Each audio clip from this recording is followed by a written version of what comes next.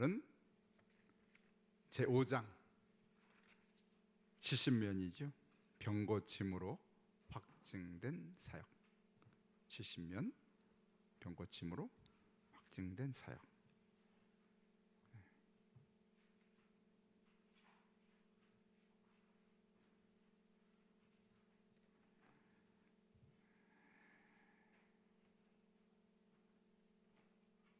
(71면) 오늘 천천히 우리 하나씩 살펴보면서 71면. 자, 보셨죠? 제가 읽습니다. 이제 예수님은 예루살렘에서부터 사마리아를 거쳐 자신이 자랐던 어디? 갈릴리로. 우리 세 군데 정도 하면 되겠죠. 저 남쪽 사해 바다 쪽에 있는 유다 땅, 거기에 예루살렘이 있죠. 가운데는 사마리아, 더 북쪽 갈릴리 바다인 쪽에는 갈릴리. 그렇죠? 이렇게 세 가지 정도는 알면 되겠습니다. 뭐 깊이 할 건 없죠. 우리가 그래서 가장 남쪽에 예루살렘, 가운데 사마리아, 그 다음에 갈릴리. 예루살렘에서 예수님이 사마리아를 가시다가 누굴 만났습니까? 사물의 우물가에 한 여인을 만나셨잖아요, 그죠? 그래서 참 중요한 말씀을, 어쩌면 한 비천한 여인, 이름도 없는 한 여인과 만남을 통해서 예수님은 너무나 놀라운 진리를 가르쳐 주셨어요, 그렇죠? 원사님 기도했지만 하나님은 영과 진리로 예배하는 자를 찾고 계신다. 그런 중요한 말씀. 그래서 사마리아에서 그러니까 우리가 뭐 꼭 대단한 어떤 사람이 큰일을 하는 게 아니라 우리 주님은 정말 마른 막대기보다 못한 자를 들어서 사용하십니다. 천하디 천한한 사마리아 우물가의 여인, 이름도 없는 여인을 들어서 놀라운 진리를 선포하셨잖아요, 그렇죠? 그것이 사마리아. 이제 사마리아를 거쳐서 이제 드디어 고향 땅 갈릴리로 돌아오셨어요, 그 말이죠. 갈릴리라는 말은 히브리어의 원을 의미하는 갈릴에서 나온 말입니다. 유다 지파에 속하지 않은, 유다 지파는 제일 남쪽 사해 쪽에 있는 땅, 유다 땅. 저 북쪽으로는 에브라임 므낫세를 중심으로 나머지 여러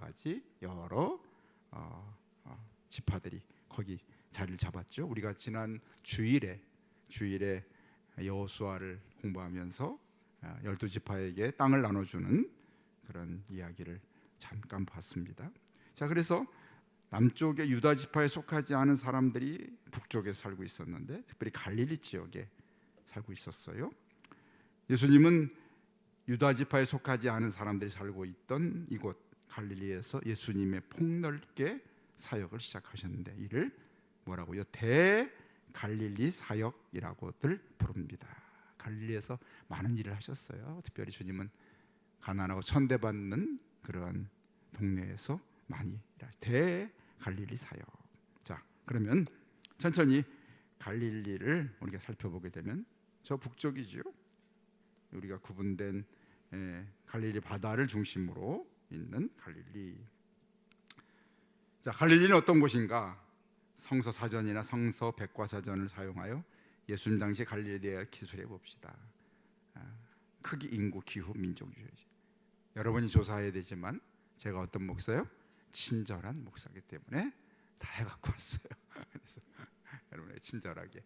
크기는 동서로 27km, 남북으로 48km 정도 됩니다. 이게 그 서울 크기의 한 3배 정도 좀 안 되는 아주 그 정도 크기의 갈릴리라는 그러한 지역이죠. 인구는 당시에 15만 명에서 20만 명, 마을은 한 200개 정도 있었다고 해요. 가버나움은 한 1,700명 정도.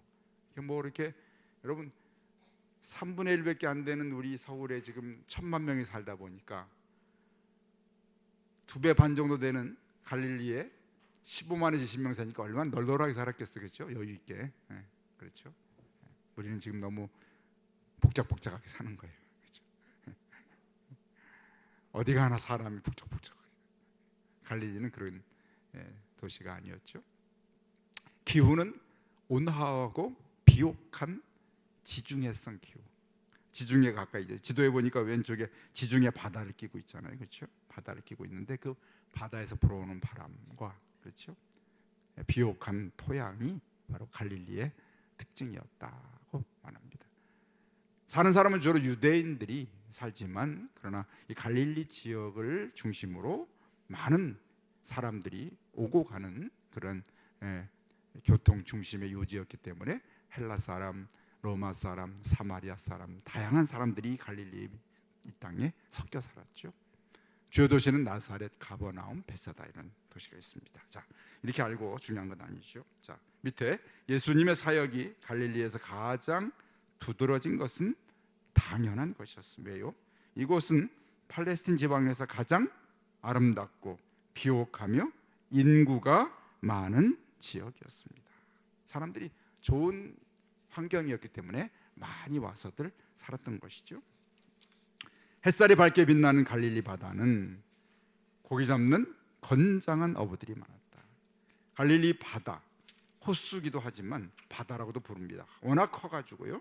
그래서 건장한 어부들이 많았고, 아름다운 산하에 둘러싸여 예수님의 놀라운 생애와 사역을 위해 가장 적합한 환경을 제공해 주었습니다. 특별히 여러 이방 민족들이 사는 갈릴리 지방은 온 세상에 전할 복음을 위해 선택된 요람이었다. 예수님께서는 온 땅에 복음을 전하기 위해 오셨기 때문에 특별히 여러 민족들이 같이 어울려 사는 갈릴리 땅에서 복음을 전하심으로 그들이 흩어져서 자기 민족들에게 복음을 전할 수 있는 그런 중심지로 갈릴리를 사용하셨죠. 예수님은 무리 가운데서 어울리기를 좋아하셨다. 예수님 사람과 잘 어울리기를 좋아하셨어요. 주님께서는 사람들을 사랑하셨고, 바로 여기서 다양한 국적을 가진 모든 유형의 사람들, 많은 이질적인 요소들로 이루어진 많은 무리들을 만나 보셨던 것입니다.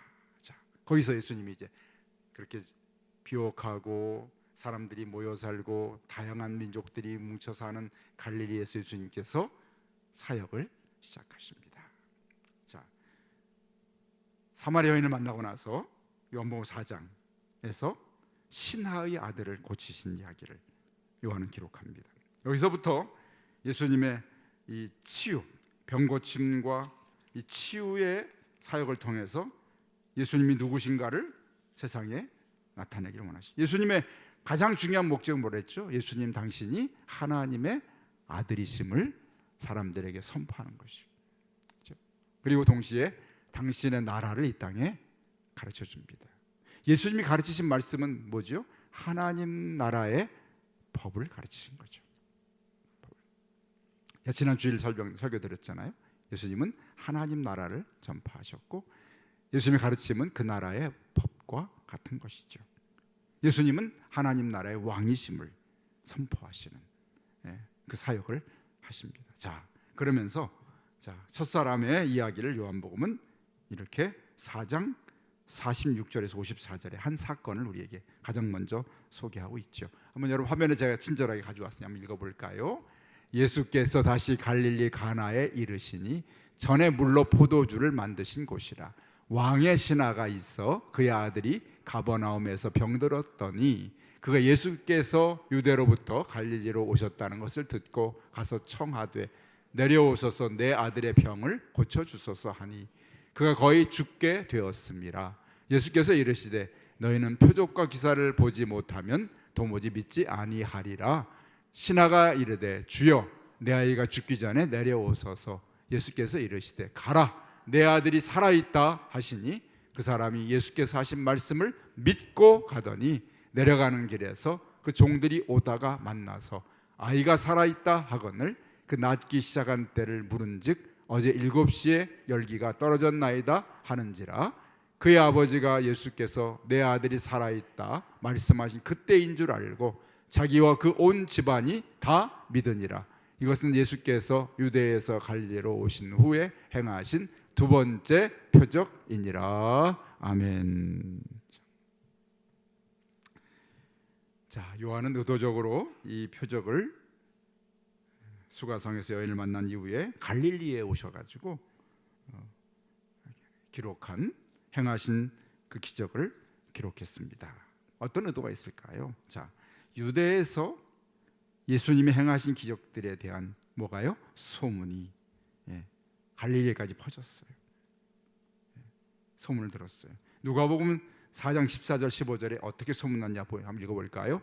예수께서 성령의 능력으로 갈릴리에 돌아가시니 그 소문이 사방에 퍼졌고 친히 그 여러 회당에서 가르치심에 무사람에게 칭송을 받으시더라. 유대 땅에서 행하신 기적을 갈릴리에까지 소문이 퍼지게 돼요. 사람들이 그 소문을 듣고 갈릴리에는 헤롯의 한 신하가 자기의 병든 아들을 위해서 예수님을 찾아옵니다. 아들이 거의 죽게 됐어요. 아까 읽었잖아요, 그렇죠? 급하게 예수님을 기다리다가 예수님 오셨다니까 예수님을 찾아가서 내 아들 고쳐달라고 예수님께 부탁을 드리잖아요. 그때 예수님은 어떻게 이 신하의 믿음을 시험하셨습니까? 예수님께서 뭐라고 하셨죠? 50절에 같이 읽을까요? 이르시되 가라 내 아들이 살아있다 하시니 그 사람이 예수께서 하신 말씀을 믿고 가더니, 사실은 이 사람은 예수님께 뭘 원했죠? 예수님께서 자기의 집에 아픈 아들에게 함께 와주시기를 원했잖아요. 그렇죠? 그렇죠? 그런데 예수님은 어떻게 해요? 그걸로 가시지 않고 어떻게 해요? 이렇게 말씀만 하십니다. 가라, 내 아들이 살아있다 라고 그렇게 말씀만 하십니다. 어떻게 신하의 믿음을 시험하셨나? 예수님이 직접 가서 아들을 만지거나 그 아들을 만나서 기적을 행하는 것을 하지 않으셨지만 예수님 말씀만을 듣고 이 신하가 믿는 그런 믿음을 그에게 시험하셨던 것이죠. 그렇죠? 예수님의 뜻이 의도가 있으셨던 거예요. 그 사람 마음속에 그만큼의 충분한 믿음이 있음을 주님은 하셨어요. 자, 이 신하는 예수님의 시험에 어떻게 반응했나요? 이 신하는 어떻게 했죠? 여러분 말씀 보니까 50절 끝에 보니까 어떻게 했죠? 가라 내 아들이 살아있다 하시니 같이 읽으니까 그 사람이 예수님께서 하신 말씀을 믿고 가더니, 아멘. 믿고 갔다. 야, 보통 사람이 아니에요. 우리 같으면 어떻게 해요? 예수님 바지자락을 붙들고 같이 가자고요. 갈 때까지 나 안 갑니다. 예수님 막 붙들어 메고 하죠. 끌고 가고 손을 메고. 근데 이 사람은 어떻게 그 말씀 듣고 어떻게 믿고 가더니, 믿음으로 반응했던 거죠. 요한복음의 중요한 두 가지, 예수님에 대한 믿음, 믿음에 대한 대가가 생명, 영생. 두 가지. 믿음으로 이끌어주길 원하시고, 이 글을 읽는 사람들이 예수님이 그리스도이심을, 구원자심을 믿게 하려고 이 책을 썼다고 그랬죠. 그리고 믿는 자에게 바로 생명이 있음을 알게 하려 합니다. 두 가지. 믿음과 생명. 그렇죠. 믿음과 생명. 자, 이 아버지의 믿음으로 아들의 생명이, 육체적인 생명이 구원됐지만 사실은 더 중요한 것은 바로 영적 생명입니다. 자, 아버지의 믿음으로 믿고 갔을 때, 오늘 아들이 그 믿음으로 치유됐지만 그 믿음을 듣고 믿었던 그 아버지의 마음도 영혼의 치유를 받게 된 줄로 믿습니다. 아멘. 이것이 성경에 정말 주목하는 것은 예수님의 말씀을 들은 아버지가 그 말씀에 믿음으로 반응하면서 그의 마음속에 더 중요한, 어쩌면 더 중요한 영적 생명이 그에게 나타나게, 살아있게 되는 거예요. 이것을 말합니다. 그래서 오늘 예수님이 아니 이 사람을 놀리려고 하시겠어요? 그 착하신 예수님이. 예수님께서 이 사람을 의도적으로 시험하려고 하셨겠어요? 그 사람 속에, 그렇게 아들을 위해 다하는 그 사람 속에 예수님은 믿음의 선물을 통해서 영생을 주시려는 뜻이 계신 줄로 믿습니다. 그래서 그렇게 하시고, 가라 내 아들이 살아있다. 예수님이 귀찮아서 안 가셨을까요? 길이 멀어서 안 가셨을까요? 아니요. 그 아들 집에 가는 것보다도 더 중요한 열매가 있었기 때문에 주님은 그와 동행하지 않으시고 말씀으로 그에게 치유의 말씀을 하셨을 때 그 말씀만을 들은 사람의 반응이 믿음으로 반응함으로 그에게 아들의 치유는 물론 자신의 믿음을 통해서 자신의 영혼이 치유를 받고 자신의 안에 생명이 나타나는 이런 놀라운 선물을 주신 줄로 믿습니다. 아멘. 예수님의 사역이에요. 예수님의 사역. 때로 우리가 살아가면서 어떤 육적인 세상 또는 나의 어떤 삶의 이야기로 막 주 앞에 애달게 기도하고 눈물로 기도하는데 때로 주님은 우리에게 내가 구하는 세상적인 육적인 것보다도 더 소중한 것을 주실 때가 많습니다. 그럴 때 많아요. 놀라운 일이죠. 예. 내가 생각했던 전혀 더 깊고 놀라운 더 소중한 것을 우리에게 선물로 주십니다. 오늘 이 왕의 신하가 그런 선물을 받잖아요. 그렇죠? 자, 3번 아들이 낳음으로. 자, 아들이 낳았잖아요. 그렇죠? 내려가는 길에 종들이 오는데 길에서 만나죠. 아이가 살아 있습니다. 신하님, 왕이 아들이 아이가 살아 있습니다. 그러냐? 언제 낳았는지 낮은 시간대가 언제냐? 7시에 열기가 떨어졌습니다. 예수님이 내 아들이 살아있다 하신 그때가 바로 그 말씀하신 때구나 하고 나서 53절 같이 읽어볼까요? 그의 아버지가 예수께서 내 아들이 살아있다 하신 말씀하신 그때인 줄 알고 자기와 그 온 집안이 다 믿으니라. 아멘. 온 집안이 다 믿으니라. 자기와 온 집안이 다 믿으니라. 예수님이 정말 그 가정에 선물하고 싶은 건 뭐였을까요? 오늘 여기 53절이었을 겁니다. 자기의 온 집안이 다 믿음. 이 아이로 인해서 그동안 아이로 인하여 고통스러웠던 가정에 그 아이를 살리는 것뿐만 아니라 온 집안이 다 믿음으로 영생의 선물을 받는 그것을 예수님께서 오늘 이 가정의 선물로 허락해 주신 줄로 믿습니다. 아멘. 예수님 이런 걸 주고 싶어 하세요. 우리 육체적인 치유보다도 그걸 통해서 예수님은 우리에게 더 소중한 영생의 선물을 어떤 통로를 통해서라도 허락해 주시는 것이 예수님의 뜻입니다. 예수님이 사람을 만났을 때 여인에게 물 좀 달라 했을 때 여인에게 물을 얻어 잡수려는 게 아니었다. 그죠? 네가 물 좀 달라 하는 사람이 누구인지 알았더라면, 그죠? 내 배에서 영원히 목마르지 않는 생수가 솟아나리라. 그 여인에게 영생의 선물을 주죠. 만나는 사람마다 주님은 이 영생의 선물을 주고 싶으신 거예요. 그렇죠? 10명의 문둥이가 나병 환자가 치유받았지만 돌아왔으면 영생의 선물을 주려 했는데 한 명만 와서 받고 가잖아요. 예수님은 만나는 사람들에게 바로 영생을 선물하고 싶으셨습니다. 그러면 우리가 살아가면서 우리의 관심이 내가 누군가를 만나고 누군가를 교제하며 교통할 때 물론 우리 세상에서 누구를 만나잖아요. 그럴 때 우리의 궁극적인 마지막 관심은 어디에 있어야 될까요? 그 사람이 영혼에 관심을 둬야 됩니다. 주님, 내 이 사람을 만납니다. 어떤 관계로든지 만났는데 이 사람의 영혼을 영생의 선물로 주님 베푸셔야 되겠는데 내가 어떻게 이 사람에게 영생의 선물을 줄 수 있을까요? 그죠? 그런 내 마음의 갈구함, 간급함과 간구와 내 마음의 관심이 거기에 꽂혀야 돼. 마지막, 그죠? 네. 예수님께서 우리에게 보여주신 너무나 멋지신 분이잖아요. 네, 멋지신 분. 누구를 만나도 오병이의 기적을 행해도 그 기적의 떡만 주는 게 아니라 어떻게 떡을 원자들이 예수님의 생명의 떡인 것을 알기를 원하시죠. 예수님의 마지막 항상 관심은 그 영혼에 있었어요. 더워요? 끌까요? 꺼주세요. 마지막 관심은 어디에?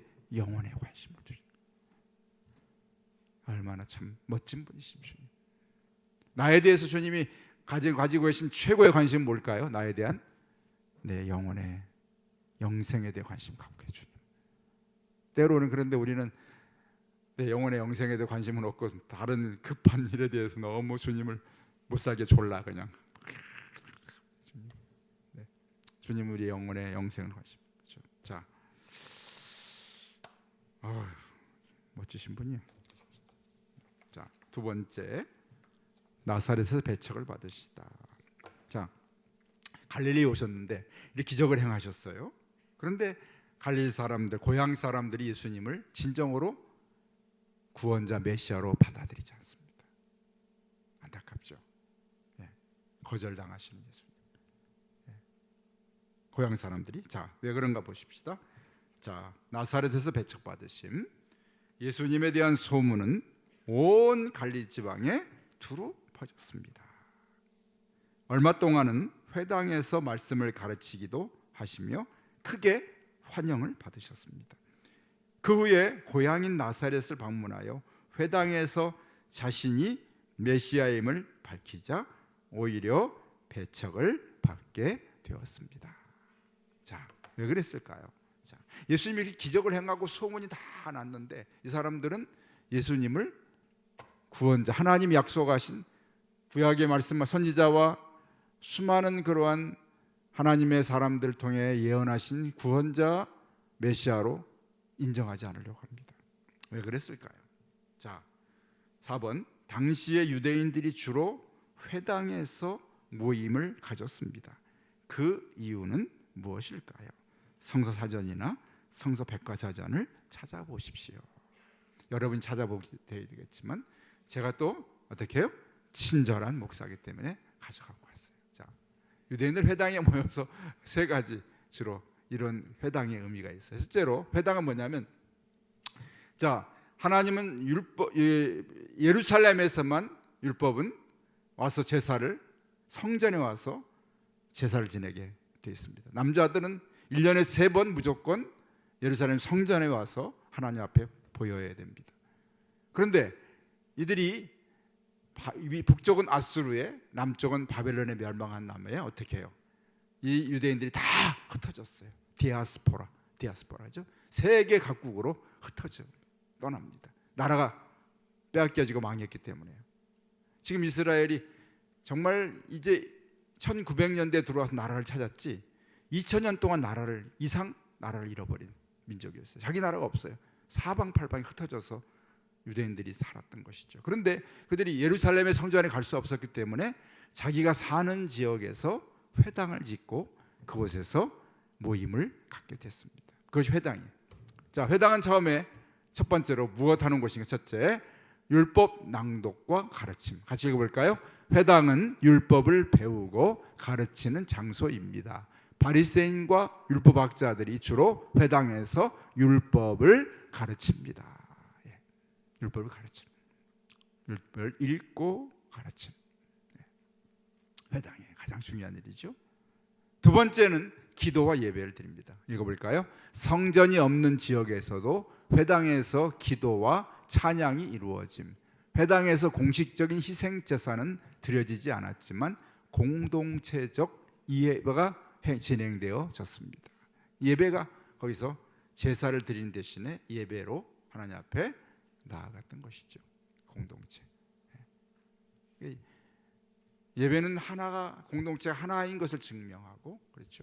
늘 말씀드리지만 우리가 신앙생활은 목사님 나 이제 어떤 분이에요. 교회 사람들의 실망해서 나는 이제 나 혼자 신앙을 지키겠습니다. 지키세요. 많이 잘 지키세요. 나 혼자 하나님 잘 섬겨드릴게요. 잘 섬기세요. 그런데 하나님이 정말 나에게 잘 섬겨지고 그분을 하나님을 정말 잘 믿으면 하나님 항상 뭐라 그래요? 나 혼자만 바라보지 않게 하고 나와 함께하는 사람들을 보게 하는. 그러니까 나 혼자만 잘하는 사람은 진정한 신앙이에요. 하나님 말씀한 게 아니에요. 내가 말한 거죠. 하나님 언제나 공동체를 이루게 했습니다. 공동체. 주 예수를 믿으라 그는 너와 내 집이. 오늘 여기 앞에 보았습니다만 왕의 신하의 집도 왕의 신하와 온 집이 다 믿었다. 공동체. 이스라엘도 아브라함부터 시작했지만 이스라엘 백성 공동체. 너희는 나의 백성이고 나는 너의 하나님이 되고 백성 공동체. 그 신앙은 공동체가 행하는 것이에요. 혼자 하는 것이 아니에요. 신앙 공동체. 예배가 그래서 신앙 교회는 첫 번째로 예배 공동체예요. 제가 지난 말씀드렸지만 나 혼자 집에서 예배 잘 드리겠습니다. 자기 혼자 드리는 거예요. 근데 자기 혼자 드릴 때 하나님께서 임하시는 하나님의 은혜가 공동체로 예배 드릴 때 임하는 은혜와는 전혀 다릅니다. 하나님께 공동체 가운데 예배를 드리는 그 무리 가운데 주시는 예배에 참여한 자의 은혜가 특별하게 임하는 줄로 믿습니다. 아멘. 달라요. 집에서 내가 유튜브로 틀어놓고 보는 나 혼자 드리는 예배는 공동체에 참여해서 드리는 예배와는 달라요. 하나님은 공동체에게 하시는 말씀이 있고 공동체 가운데 주시는 은혜가 따로 있어요. 공동체가 예배를 드릴 때 받는 은혜가 특별한 거기서만 받을 수 있는 은혜가 있어요. 모였을 때 거기서 공동체 예배를 드릴 때. 이게 신앙을 착각하면 안 돼요. 나 혼자 잘하면 나 혼자 그 신앙이 아니에요. 공동체가 하나 돼서 드리는 것이 신앙. 그 진정한 신앙. 그래서 회당에서 그런 일을 하게 된 사람들이 유대인들은 철저하게 공동체 정신을 갖고 살았어요. 세 번째, 유대 공동체 중심지 읽어볼까요?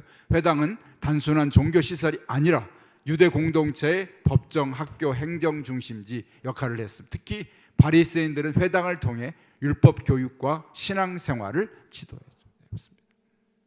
회당은 공동체가 함께 움직이는 중심지가 바로 회당이었어요. 거기서 재판도 하고 가르치고 또 어떤 행정적인 일도 처리하고. 그래서 회당이 바로 유대인들이 있는 곳에는 회당을 지었다는 거죠.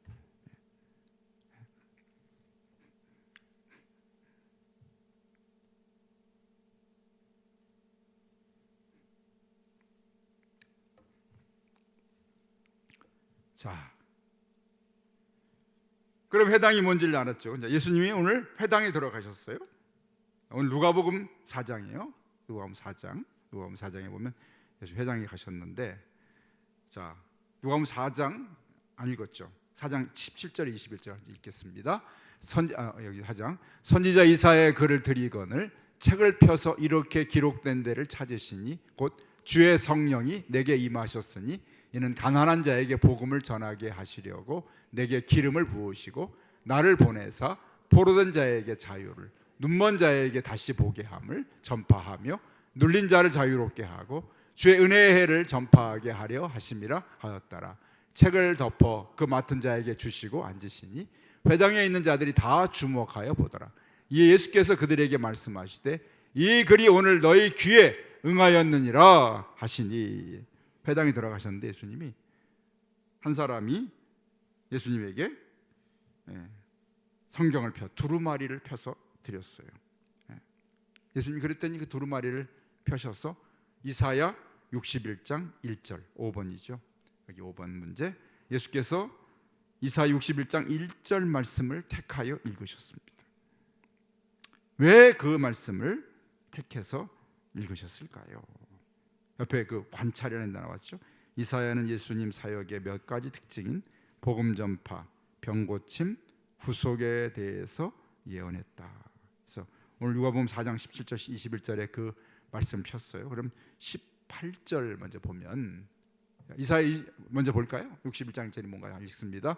주 여호와의 영이 내게 내리셨으니 이는 여호와께서 내게 기름을 부으사 가난한 자에게 아름다운 소식을 전하게 하려 하심이라. 나를 보내사 마음이 상한 자를 고치며 포로된 자에게 자유를 갇힌 자에게 노임을 선포하며. 자, 왜 예수님은 이사야 61장 1절을 택하셨을까요? 18절 읽어볼까요? 선지자 이사야의 글을 드리거늘 책을 펴서 이렇게 기록된 데를 찾으시. 어디요? 이사야 61장 1절을 찾으셨어요. 그 다음에 19절 같이 읽어볼까요?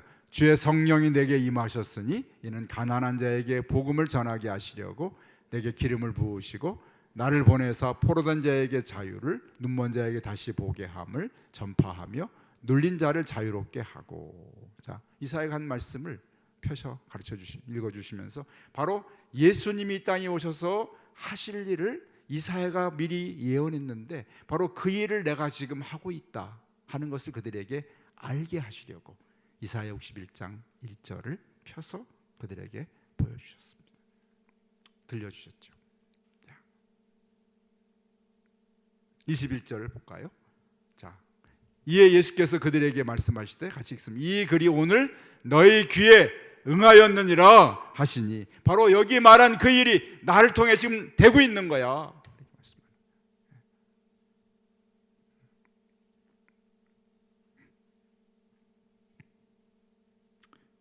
이사야에서 예언한 그 말씀이 지금 너희가 그 말씀을 나를 통해서 지금 그 말씀이 이루어지는 걸 보고 있어.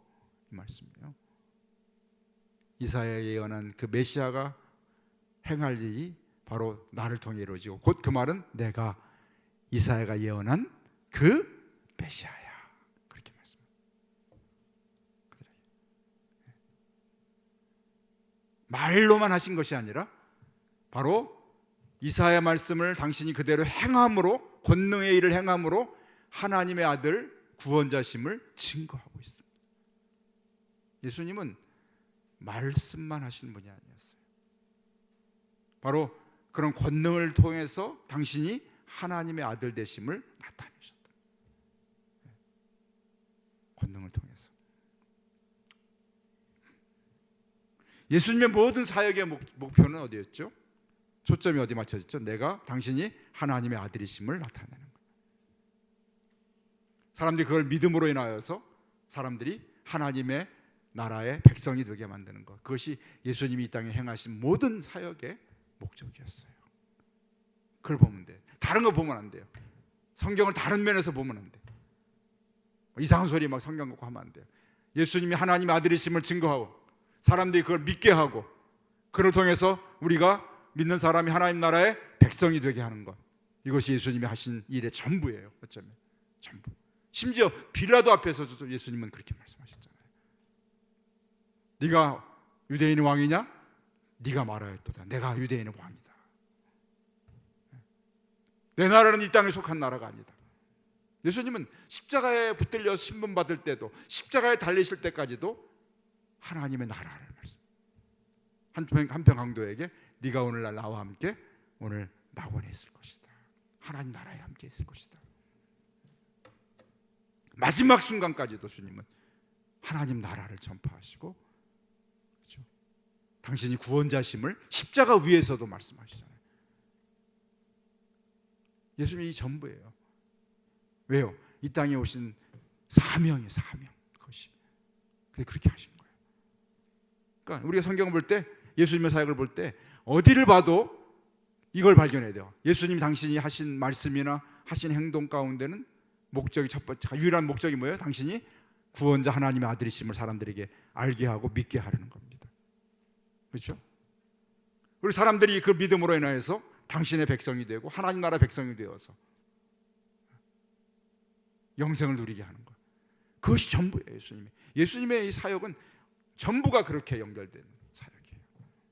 모든 말씀을 보면 다 그렇단 말이죠. 얼마나 참 놀라운 일이죠. 무엇이죠? 자, 두 개 더 하고 마칩니다. 6번, 7번. 자, 나사렛 사람들은 그런데 예수님을 이렇게 기적을 행하시니까 예수님께서 놀라기는 했는데, 무엇 때문에 다른 갈릴리 사람들과는 달리 예수님을 공개적으로 배척하였을까요? 여러분 22장, 누가복음 4장 20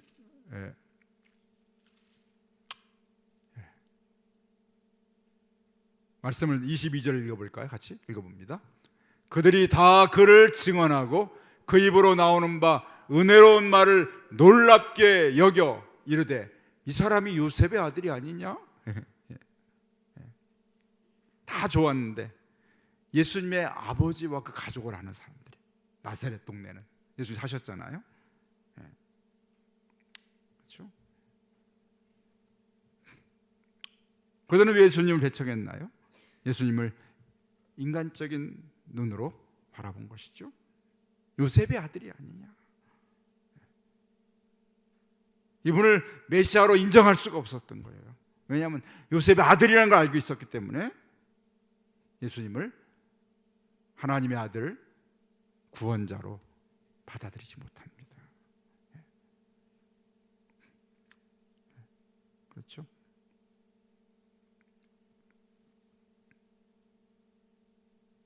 사람들이 다 예수님을 증언하고 은혜로운 말을 놀랍게 여겼는데, 그런데도 불구하고 나사렛 사람들은 예수님을 하나님의 아들로 받아들이지 않습니다. 그랬더니 예수님이 뭐라고 그러죠? 23절에 보니까, 23절은 안 써있죠. 여기 성경에 써있죠. 예수께서 그들에게 이르시되 너희가 반드시 의사야 너 자신을 고치라. 남을 고치는 의사는 자신을 먼저 고치라는 그런 속담이 있는데, 내게 말하기를 우리가 들은 바 가버나움에서 행한 일을 내 고향 여기서도 행하라 하리라.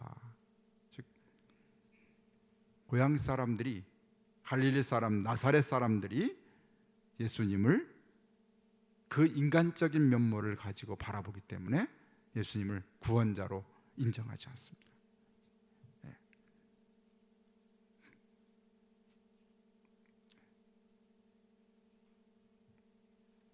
24절 그래서 읽어볼까? 24절 뭐라고 하는지요? 또 이르시되 내가 진실로 너에게 이르노니 선지자가 고향에서는 환영을 받는 자가 없느니라. 이렇게 말씀. 여기 이 말씀은 이스라엘 전체가 예수님을 장차 배척할 것을 예언하는 그런 말씀이죠. 그러면서 오늘 없습니다만 25절부터 27절에 이렇게 말씀하세요. 구약 성경의 엘리야 시대에 3년 6개월 동안 흉년이 들었을 때 하나님의 엘리야를, 이스라엘에 많은 과부가 있었지만 이방 땅 사렙다로 보내셔서 거기 한 과부를 만나게, 그 과부를 구원하셨어요. 이스라엘 나라에 수많은 나병 환자가 있는데 뭡니까? 엘리사 때 어찌요? 이방 땅 이방 사람 나아만이 와서 어떻게 해요? 요단강에서 몸을 씻고 치유받잖아요. 이방 사람 한 사람이, 한 과부가 구원받고 한 나아만 이방 사람이 고침받는다. 이렇게 말합니다. 이 말은요, 이 유대인들에게 엄청난 어떤 도전이 되고 그들을 모욕하는 말이 됩니다. 그래서 28절에 보니 회당에 있는 자들이 이것을 듣고 크게 화가 나서 예수님을 끌고 가서 동네 밖 낭떠러지에 가서 예수님을 밀어버리려고 그랬는데, 얼마나 무서운 사람들이에요. 왜냐하면 그들이 그렇게 할 이유가 됐어요. 왜냐하면 이방인과 자신들을 비교해서 자신들을 모독했다고 여겼거든요. 죽어도 된다고 해서 예수님을 낭떠러지로 밀어버리려고 예수님을 끌고 갑니다. 근데 예수님이 유유하게 그들 가운데 지나서 돌아오시죠. 어떻게 하셨는지 모르지만, 뭐 기적을 행하셨는지 모르지만 하여튼 예수님을 해치지는 못합니다. 자, 예수님께서 오늘 보이신 오늘 가장 중요한 거, 하나님의 아들 되심을 세상에 나타내십니다. 나사렛에서 그것을 증거했지만 그들은 하나님의 아들로 예수님을 맞이하지 않으므로 그들이 아무런 하나님의 아들과의 만남을 통해서 얻지 못하는 그런 장면들을 우리가 오늘 예수님의 사역 속에서 보게 됩니다. 이방인 한 신하의 왕의 신하는 가족이 구원을 받잖아요. 근데 나사렛 동네 유대인들은 예수님에게 아무것도 얻지 못하는 이런 전혀 다른 결과를 오늘 보여주게 됩니다. 그것이 오늘 나사렛에서 배척받으신 예수님의 이야기를 통해 주시는 교훈이죠. 자, 오늘 예수님 어떤 분이신가? 오늘 참 사람을 만나시면은 그 속에 뭘 주고 싶으시다고요? 믿음을 주시고 그 믿음을 통해 그 사람에게 영생을 선물하고 싶어요. 그것이 예수님이 하시는 가장 중요한 일이에요. 여러분, 예수님을 만나셨습니까? 네, 예수님을 믿으십니까? 그 예수님이 여러분 속에 영생을 선물해 주신 줄로 믿습니다. 아멘. 그렇습니다. 예수님의 목표는 그거예요. 그래서 오늘도 우리에게 영생을 선물하신 예수님을 오늘 다시 만나게 하셨습니다. 하나님, 내 안에 예수님의 그 영원한 성령, 그분을 만난 자, 예수님 만난 자의 믿음과 생명이 내 안에 살아있기를 원합니다. 오늘도 그래서 오늘 우리를 이곳에 불러주셨고요, 말씀을 배워가면서 말씀을 통해 주시는 그런 기쁨이 얼마나, 그날 배우는 그 한 말씀이 나에게 주시는 영적 선물이, 그렇죠? 여러분 오늘 저녁 잡수고 오셨죠? 내일까지 배가 부르진 않죠. 오늘 한 끼 먹은 것으로 감사해요. 오늘 이 말씀을 들으면서 내가 밥을 먹은 것처럼, 그러나 이 말씀이 내 속에 들어와서 나에게 양식이 영양이 되고 내 몸을 유지하고 내 몸을 자라게 하고 힘이 생기게 합니다. 그렇죠. 한 끼 음식이, 오늘 예수님 말씀, 하나님 말씀을 내가 오늘 배웠을 때 이것이 나에게 힘이 되게 하고 나에게 영양을 공급하는 말씀이에요. 이것을 먹어요. 매일매일 먹는 것처럼 말씀을 먹는 것. 지난주에 말씀드렸잖아요. 그렇게 사는 삶이, 말씀이 나의 삶을 지배하는 힘이 되고, 나의 삶의 말씀이 흥왕하고 말씀이 나를 지배하는 것이 천국 백성의 삶이에요. 그러니까 우리가 천국의 삶을 산다는 거, 무슨 뭐 세상의 직장도 다 버리고 뭐 날마다 기도원 가서 할렐루야 하면 하는 게 천국 백성의 삶이 아니에요. 천국 백성의 삶은 뭐예요? 날마다 말씀을 날마다 먹고 밥을 먹는 것처럼 먹으면서 말씀이 힘이 되고 흥왕하고 말씀이 나를 지배하는 삶, 그것이 바로 천국의 백성의 삶인 줄로 믿습니다. 아멘. 오늘 이 말씀 한 그릇 먹었잖아요. 오늘 하나님 말씀이 내 양식이 되고 이 말씀이 나를 지배하고 내 마음에 흥왕하고 말씀이 힘이 되는 삶 살게 해주십시오. 오늘도 말씀을 붙들고 한번 같이 한 그릇의 양식을 먹은 사는 사람처럼 함께 낮은 목소리 통성을 한번 오늘 말씀대로, 하나님 왕이신 나의 그 믿음, 예수님 만난 자의 믿음, 말씀을 믿고 가서 함께 온 가족이 믿음으로 인하여서 구원받는 놀라운 이와 같은 예수님의 사역이 나를 통해서 나타나게 하셔서 생명을 살리는 사역으로 내가 만나는 영혼들을 바라볼 때마다 그 영혼을 바라보고 이 영혼을 어떻게 하면 구원할까, 이것이 나의 마지막 관심이 되게 하여 주옵소서. 기도하십시다.